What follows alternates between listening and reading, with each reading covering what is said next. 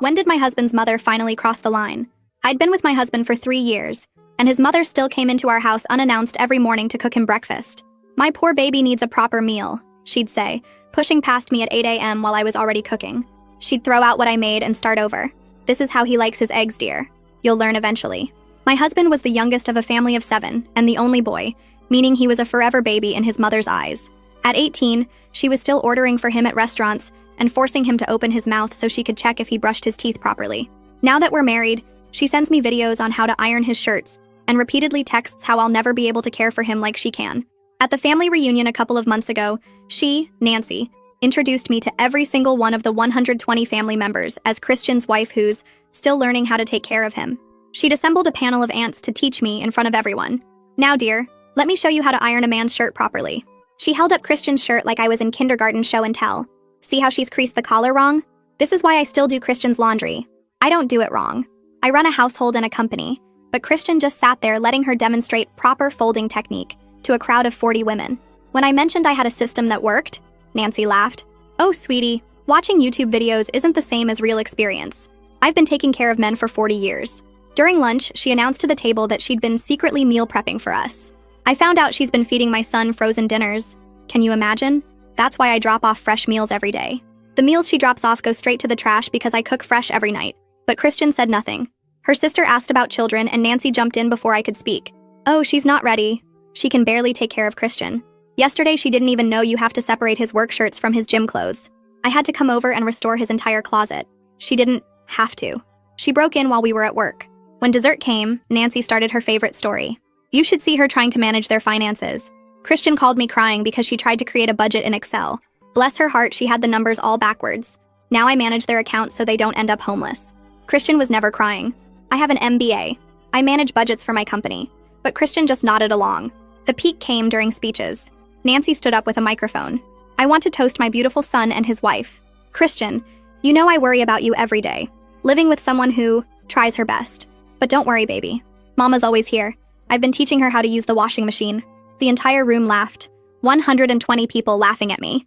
"Just yesterday," she continued, "I found her trying to clean the bathroom with the wrong products. She was using glass cleaner on the tiles. This is why I have to check on them every morning. Someone has to make sure my baby is taken care of properly." My husband's cousin leaned over. "You're so lucky Nancy helps you. Most of us had to figure it out alone." Nancy kept going. "She doesn't even know how to sew a button. Last week, Christian's shirt lost a button and she was going to throw it away. Throw away a perfectly good shirt. Thank God I was there. I sew. I hem my own clothes. I tailored Christian's suit for our wedding. But Christian just smiled at his mother like she was saving our marriage. When catering came to clear plates, Nancy grabbed my arm.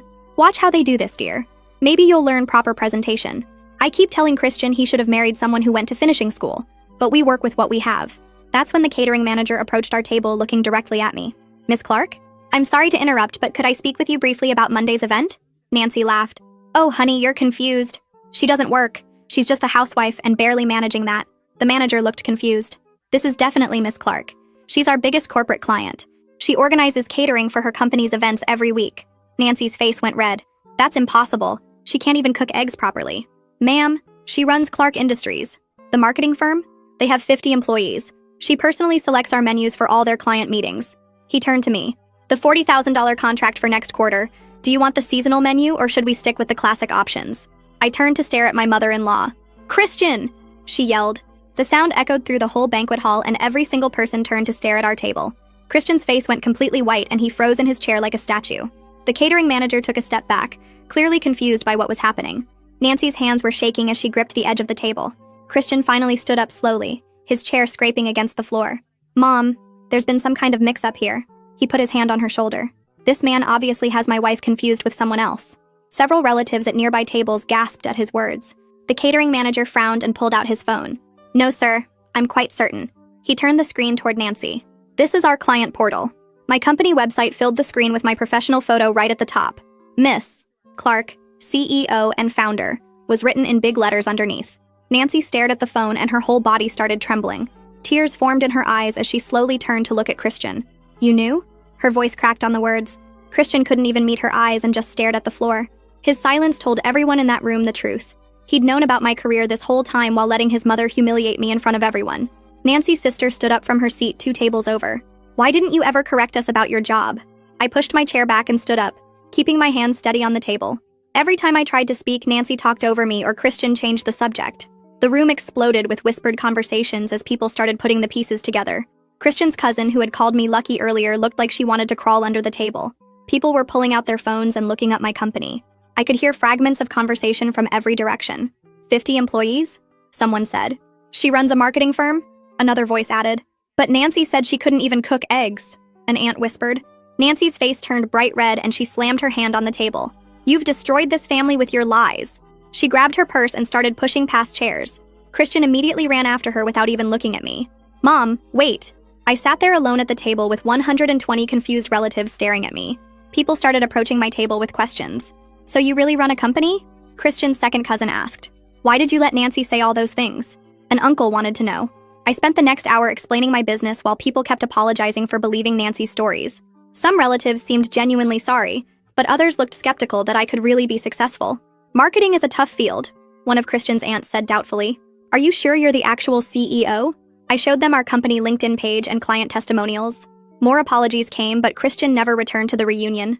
Eventually, I grabbed my purse and left alone, walking past tables of whispering relatives. The parking lot was dark when I got to my car. The drive home felt longer than usual with my hands tight on the steering wheel. Christian's car was already in our driveway when I pulled up. Through the living room window, I could see him pacing back and forth with his phone pressed to his ear. I could hear his voice even before I opened the front door. I know, Mom. I know she upset you. He was using that soothing tone he always used with her. I dropped my keys on the entry table and walked into the living room. Christian ended the call and immediately turned on me. How could you humiliate her like that? His face was red with anger. You should have found a better way to handle it. He gestured wildly with his hands. You made it seem like I orchestrated the whole thing with the catering manager. I stared at him in disbelief. I didn't plan for him to show up, Christian. He shook his head and kept pacing. You could have just agreed with my mom that it was a misunderstanding. His voice got louder. You didn't have to let him show her the website. He ran his hands through his hair. Now she's crying and says she can never show her face at family events again. He pointed at me accusingly. This is your fault for not being honest from the beginning. I opened my mouth to respond, but he kept going. If you had just told her about your job properly instead of hiding it, none of this would have happened. He grabbed his phone again. I need to go check on her. He headed for the door. She's threatening not to eat or sleep until this is resolved. He paused at the doorway. We're going to fix this, and you're going to apologize to her for embarrassing her in front of the entire family. The door slammed behind him, and I stood alone in our living room. My phone buzzed with texts from various relatives, some supportive and others asking for more details about the confrontation. I ignored them all and headed to the kitchen to pour myself a glass of water. My hands were still shaking slightly as I thought about what had just happened. Christian had chosen his mother over me again, just like he always did. I walked to the couch and sat down with my phone in my hand. The screen showed 3 months of Nancy's texts calling me stupid and useless and unable to care for her son. I scrolled through message after message where she said I couldn't cook or clean or do anything right. When Christian came back 2 hours later, his shirt was wrinkled and his eyes looked tired. I held up my phone to show him the texts, but he barely looked at them before shaking his head. She's just trying to help, he said. I scrolled to a text where Nancy called me a worthless wife who would ruin his life. Christian glanced at it for half a second, then walked to the kitchen. I followed him and showed more texts where she said I was too dumb to manage money or run a house. He opened the fridge and grabbed a beer without looking at my phone. You're taking this too personally, he said. I kept scrolling and showing him text after text, but he wouldn't really look at any of them. That night, I told him I was done pretending to be stupid just to make his mother feel better about herself. His face turned red and he started yelling about how I was being mean and trying to hurt his family. You've ruined my relationship with them, he shouted. He grabbed a pillow and blanket from our bedroom and threw them on the couch. I heard him moving around in the living room all night while I lay in bed staring at the ceiling. The next morning at exactly 8 o'clock, I heard Nancy's key in the front door while I was making scrambled eggs. She pushed past me and went straight to the stove where she grabbed the pan handle. At least someone needs to take care of my baby properly, she said. The eggs I'd been cooking went straight into the trash. She started cracking new eggs into the same pan like I wasn't even there. I reached over and took the pan from her hands, which made the eggs spill onto the stovetop. You need to leave, I said. Her eyes filled with tears, and she started sobbing about how I'd turned her son against her. Christian came running downstairs in his pajamas when he heard her crying. He went straight to his mother and wrapped his arms around her while she sobbed into his chest. It's okay, Mom. It's okay, he kept saying. They stood there hugging in my kitchen while egg yolk dripped down the front of the stove. I picked up my phone and called the first locksmith I found online. The woman who answered said they could come that afternoon at 3 o'clock. Nancy heard me giving our address and started screaming. You can't lock me out of my son's house, she yelled. Christian let go of his mother and turned to me with his mouth open. Cancel that right now, he said. I kept talking to the locksmith and confirmed the appointment. "You're being completely unreasonable," Christian said. "She has every right to visit her son." I told him that using a key to break in at 8 in the morning wasn't visiting. "It's trespassing," I said. Nancy started crying harder, and Christian went back to hugging her. At 3 o'clock, the locksmith's van pulled into our driveway. Christian stood on the front lawn with his phone pressed to his ear while the locksmith changed all 3 locks on our house. I could hear him talking to his sisters through the open window. "She's lost her mind," he said. "She's trying to isolate me from my family." The locksmith worked on each door while Christian paced back and forth on the grass. "I don't know what to do," he told someone on the phone. "She's gone crazy." The locksmith handed me the new keys and I paid him while Christian kept making calls. Less than an hour later, a blue sedan pulled up and Mildred got out. She marched up to the front door where I was standing with the new keys in my hand. "You need to respect your elders," she said. "You're causing drama in this family and it needs to stop." She stood there with her hands on her hips like she was scolding a child. "Nancy has done nothing but help you, and this is how you repay her?" Mildred said. Her husband Luther got out of the car and walked up behind her. While Mildred kept talking about respect and family values, Luther caught my eye and nodded toward the side of the house. I followed him around the corner where we were out of sight. "I get why you snapped," he said quietly. He looked back toward where Mildred was still standing at the front door. "Nancy's been controlling these kids their whole lives," he said. "Nobody ever stands up to her because they're all scared of her." He shook his head and looked tired. "Christian's got it the worst since he's the baby and the only boy," Luther said. We walked back around to the front where Nancy had shown up and was sitting on the porch steps. She had her hand on her chest and was breathing heavy. "My heart," she said. "The stress is making my heart act up." Christian ran over to her and knelt down. "We need to get you to the hospital," he said. Luther walked over and put his fingers on Nancy's wrist to check her pulse. He looked at her eyes and felt her forehead. "Your pulse is normal," he said. "You're not having heart problems." Nancy glared at him, but he just shrugged. "I'm a nurse," he said. "I know what a heart problem looks like, and this isn't it." Nancy pushed herself up from the steps and walked to her car without saying another word to any of us. Christian followed her to the driveway and they talked for 10 minutes while I stood on the porch with Mildred and Luther. Mildred kept shaking her head and muttering about respect, while Luther just watched his brother-in-law comfort Nancy through her car window. After Nancy drove away, Christian came back to the house and walked past all of us without speaking. I heard him slam the bedroom door upstairs while Mildred told me I needed to fix this mess before it destroyed the family. Luther pulled her toward their car and they left without saying goodbye. That evening, I sat at my laptop searching for family therapists, while Christian stayed locked in the bedroom. I found dozens of options, but one stood out because of her specialty in something called enmeshment issues. Adelaide Grimes had 20 years of experience, and her website talked about adult children who couldn't separate from their parents. I filled out the online form to request an appointment and put both our names down, even though Christian hadn't agreed to anything yet. The confirmation email came back within an hour, saying she had an opening in 3 days. I knocked on the bedroom door and told Christian through the wood that I'd made us a therapy appointment.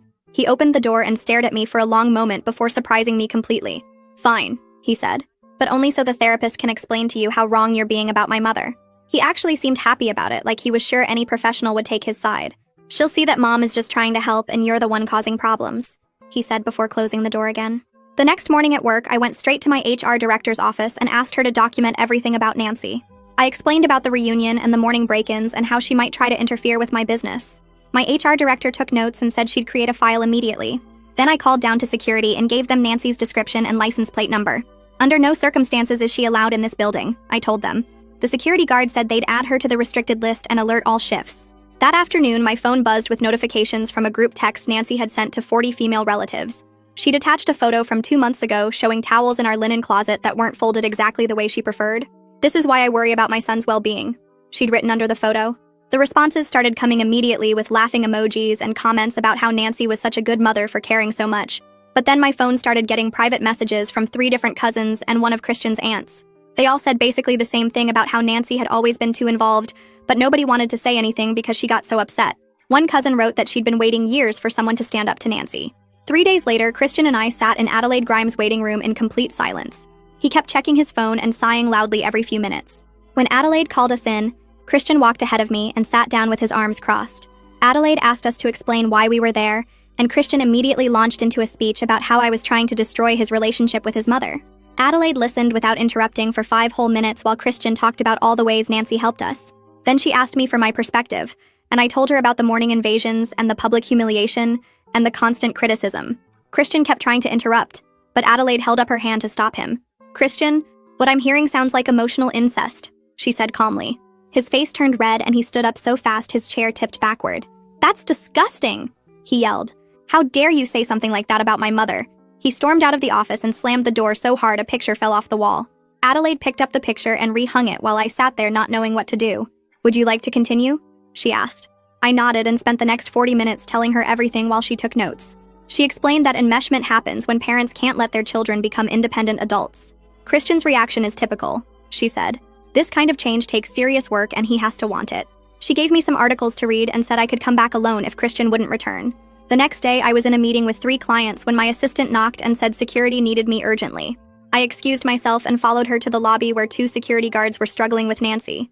She was yelling at the top of her lungs that I was abusing her son, and someone needed to stop me. My employees were gathering in the hallway to watch as Nancy tried to push past security toward the elevators. She's keeping my baby from me, Nancy screamed. She's brainwashing him. The security guards managed to get her outside, but she kept yelling through the glass doors. Several of my employees had their phones out recording the whole thing. After security got Nancy to leave, my HR director pulled me into her office. 3 different people recorded that, she said. I think you need to consider getting a restraining order. She showed me the videos on her phone and I could see how unhinged Nancy looked. I never thought I'd need a restraining order against my mother-in-law, I said. My HR director patted my shoulder and said she'd seen worse in her 30 years of HR work. That evening when Christian got home, I told him about his mother showing up at my office. His face got dark and he started pacing around the living room. You had her thrown out? He said. You embarrassed her in front of all those people? I explained that she was screaming about abuse, but he didn't care. You're deliberately trying to hurt her, he said. She was just worried about me and you had security drag her out like a criminal. I grabbed my phone and called Maximilian Pierce, the lawyer who handles all the contracts for Clark Industries. He listened while I explained everything about Nancy's behavior, the office incident, and the morning break-ins. Start documenting everything, he said. Screenshots, recordings, witness statements, all of it. He told me I had grounds for at least a cease and desist letter, and maybe more if she kept escalating. Christian watched me take notes during the call with his arms crossed and his jaw tight. The next morning, my phone rang during a board meeting and my assistant's face went white when she looked at the caller ID. She passed me a note that said my biggest client was on the line and it was urgent. I stepped out and took the call and the client's voice was confused and worried. Your mother-in-law just called me, she said. She told me you're having a mental breakdown and shouldn't be trusted with our account. My stomach dropped as she explained how Nancy had somehow gotten her direct number and spent 20 minutes telling her I was unstable and needed help. The client knew me well enough to recognize something was off, but she was concerned about the whole situation. I've worked with you for 5 years, she said. I know you're not having a breakdown, but this is really bizarre. I thanked her for calling me directly and assured her everything was fine with our business relationship. When I got home that night, I told Christian his mother had called my biggest client and tried to destroy my professional reputation. His face actually went pale and he sat down hard on the couch. She could have cost me a contract worth hundreds of thousands of dollars, I said. He opened his mouth to defend her like always, but then closed it again without saying anything. For the first time since this whole mess started, he looked genuinely shaken by what his mother had done. 3 days later, Adelaide Grimes called Christian directly and somehow convinced him to come back for another therapy session. I don't know what she said, but he agreed to try again. This time when we sat down in her office, he didn't cross his arms or act defensive. He actually stayed for the entire hour and listened while Adelaide explained enmeshment patterns and how parents sometimes can't let their children become independent adults. She used examples from other families, and Christian started nodding along like he was finally understanding something. About halfway through the session, Adelaide asked him directly about the reunion. How did you feel when your mother was describing your wife as incompetent to your entire family? Christian shifted in his chair and looked at the floor. It was wrong, he said quietly. She shouldn't have done that. It was the first time he'd ever admitted his mother had done anything wrong. Adelaide didn't push too hard, but I could see her making notes about his response. That night, Nancy found out Christian was back in therapy because one of his sisters saw our car at Adelaide's office. At 2 a.m, we woke up to pounding on our front door and Nancy screaming Christian's name. She was sobbing and yelling that I was poisoning him against her. Christian got up to answer the door, but I grabbed his arm and shook my head. The pounding continued for 10 minutes before our neighbor called the police about the noise. 2 officers showed up and found Nancy trying to get in through our back door. They warned her about trespassing and disturbing the peace while Christian watched through the window. His mother was crying and telling the officers that her son was abused and brainwashed. The officers took down a report and told her she needed to leave or they'd have to arrest her. Nancy finally got in her car, but not before screaming that this wasn't over. The police report came in handy when Maximilian drafted the cease and desist letter. He sent it certified mail and Nancy received it 3 days later. Within an hour, Christian's phone was ringing nonstop with his mother sobbing about being threatened by lawyers. Your wife is trying to destroy our family, she cried. Christian put her on speaker, and I could hear her gasping between sobs. He looked torn between comforting her and supporting me, but Adelaide had prepared him for this. In our next session, she helped him see the pattern of his mother using tears and guilt to control him. Every time you set a boundary, she escalates, Adelaide pointed out. Notice how she's never actually respecting what you've asked for? She gave Christian homework to go 1 week without answering his mother's calls to see if he could break the pattern. Nancy didn't take that well, and immediately recruited all 6 of Christian's sisters to pressure him. Our phone rang constantly with different siblings calling to say he was breaking their mother's heart. Mildred was the worst, leaving voicemails calling me a homewrecker who was destroying their family. "You've turned him against his own mother," she said in one message. "What kind of wife does that?" The calls kept coming at all hours until we had to turn off our phones at night. Christian's sisters took turns texting him photos of their mother crying and messages about how sick she was making herself with worry. Then something unexpected happened when Luther Schultz called Christian directly. "Your mother created this situation," he said loud enough that I could hear from across the room. "She refused to let you grow up, and now she's facing the consequences of her own behavior." Mildred grabbed the phone from her husband and started yelling at him, but Luther took it back. "I'm tired of watching this circus," he said. "Nancy needs to accept that her son is a grown man with his own family now." The next morning at 3 a.m., I woke up to scratching sounds at our front door and grabbed my phone to check the Ring doorbell camera we'd installed last week. Nancy was jamming her old key into the lock over and over while muttering to herself about saving her baby from me. The key didn't work because we'd changed the locks, but she kept trying for 5 whole minutes before walking around to every window on the ground floor. She pushed at each one and even tried using a garden tool to pry open the bathroom window, while I recorded everything on my phone. Christian sat up in bed and watched the footage with his mouth hanging open as his mother climbed onto our porch furniture to reach a second-floor window.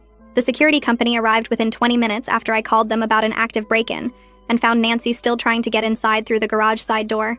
They installed motion cameras on every corner of the house that same night, while Nancy sat in her car across the street watching and crying. Christian couldn't say anything to defend her after seeing the footage of his mother trying to break into our home like a burglar at 3 in the morning. He spent the rest of the night staring at his phone and typing out messages to her that he kept deleting until finally sending a short text at 6 a.m. Nancy's response came instantly as paragraph after paragraph filled his screen about how I'd poisoned him against her and stolen her baby boy. Christian showed me the messages where she called me every name imaginable and said I was abusing him by keeping him from his real family. 20 paragraphs of pure rage arrived over the next hour, with accusations that I was controlling him and had probably drugged him to make him act this way. At work that morning, my assistant knocked on my office door and said she'd been screening calls from a woman claiming to be my mother-in-law who kept demanding to speak to me. My whole team had witnessed Nancy's meltdown when security removed her from our building, and now they were protective of me in ways I hadn't expected. 3 employees offered to write statements about what they'd seen if I needed them for legal reasons, and my HR director kept detailed records of every call. The receptionist started a log of Nancy's attempts to get past the front desk, using different fake names and reasons for visiting. My assistant even changed our meeting schedule so Nancy couldn't predict when I'd be arriving or leaving the building. 2 weeks passed with daily harassment until Nancy tried her most dramatic move yet, by collapsing on our front lawn one evening as we pulled into the driveway. She was lying on the grass, clutching her chest and moaning about chest pains when we got out of the car. Christian pulled out his phone and called 911 for an ambulance but didn't run to help her, which surprised both me and Nancy, who kept peeking to see if he was coming. The paramedics arrived quickly and checked her vitals while she insisted Christian needed to ride with her to the hospital because she might be dying. One of the paramedics pulled us aside after examining her and quietly mentioned this was the 3rd time this month they'd been called for Nancy, having these exact same symptoms. They found nothing wrong with her heart rate or blood pressure, but suggested she might benefit from talking to someone about anxiety or other issues. Nancy heard this and started screaming at them about being incompetent and not knowing a real emergency when they saw one. Adelaide brought up the idea of a joint therapy session at our next appointment, but said Nancy would need to agree to ground rules first. I called Nancy that afternoon to suggest it, and she laughed before saying she wasn't going to be ganged up on by her son's manipulative wife and a quack therapist. She went on a 10-minute rant about how therapy was for weak people, and she'd raised 7 children without needing some stranger to tell her how to live. Christian made the hardest decision of his life that week by telling his mother he needed 30 days of no contact to focus on our marriage. Nancy's reaction was immediate with voicemails that started sad and worried, but grew more hostile with each message Adelaide said was typical for this situation. The family exploded into different camps with 3 of his sisters supporting Nancy, while the other 3 admitted she'd always been too controlling. Luther became our strongest supporter by calling Christian directly to share stories about Nancy's behavior when his father was still alive. He told us about times Nancy would show up at his father's work to check on him or follow him to make sure he wasn't talking to other women. Luther had watched this pattern for 40 years and said Nancy's mother-in-law had treated her the exact same way, which explained where it came from. Nancy's own mother-in-law had called her stupid and incompetent daily, while criticizing every meal she cooked and every decision she made about raising the children. Christian started understanding that his mother was repeating patterns from her own trauma, but that didn't mean we had to accept the behavior in our lives. Adelaide helped him see that breaking the cycle was actually the healthiest thing he could do for everyone, including Nancy, who might finally get help. 4 weeks into the no-contact period, our house felt different, with quiet mornings where we could drink coffee together without waiting for the door to burst open. Christian started making breakfast on weekends, which he'd never done before because his mother always insisted on doing it for him. He made simple things like scrambled eggs and toast, but seemed proud of himself for learning something his mother never let him try. Our mornings became peaceful without the constant anxiety of waiting for Nancy to show up and tell us everything we were doing wrong. The anniversary of Christian's father's death was 2 weeks later, and Nancy knew we always visited the cemetery at 10 in the morning. Christian spotted her car in the parking lot before we even pulled in, and his hands tightened on the steering wheel. She was standing by the grave with flowers, wearing all black like she'd just lost him yesterday instead of 5 years ago. Christian parked 3 spaces away, and we walked toward the grave together, while Nancy watched us approach with red eyes.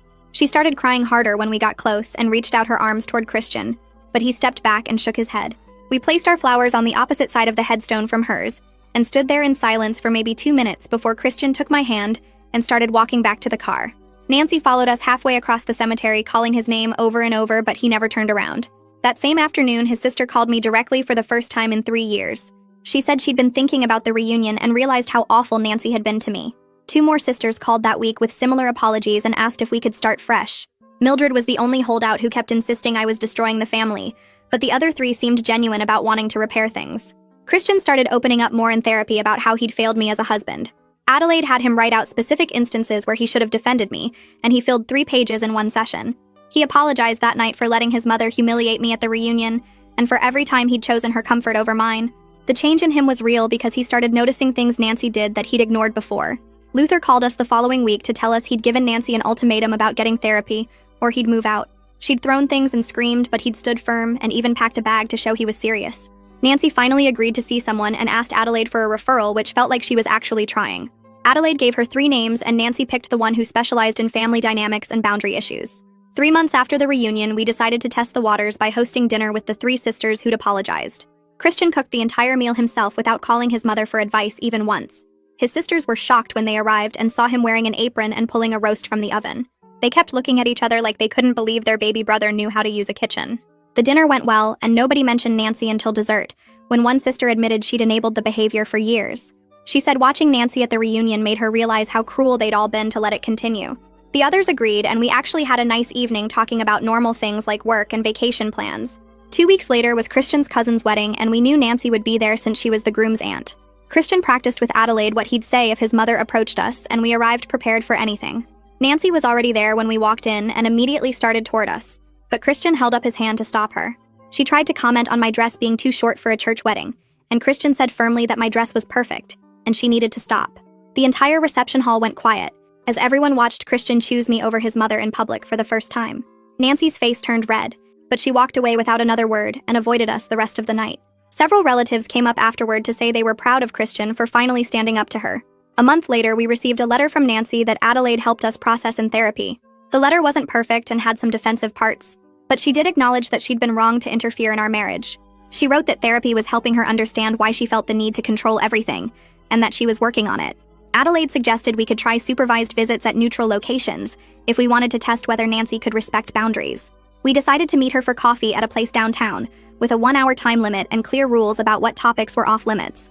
Nancy showed up 10 minutes early and actually followed the rules for the entire hour without a single insult or criticism. She asked about my company and listened when I talked about our new contracts without interrupting or dismissing anything. 6 months after that horrible reunion, our marriage felt stronger than it had ever been. Christian woke up early to make us breakfast every Sunday, and hadn't called his mother for advice in months. Nancy managed her monthly 1-hour visits without insulting me, and even complimented a presentation I gave at a business conference she attended. Christian had learned to be a husband first and son second, which made all the difference in how we functioned as a couple. My company landed 3 major new clients and was thriving better than ever. Nancy even told Luther that I was adequate at running a business, which coming from her was basically the highest praise possible. Thanks for hanging out with me through all these questions and wonderings today. I had a lot of fun just sharing this time with you all and seeing where it went. If you made it to the end, drop a comment. I love reading all your comments.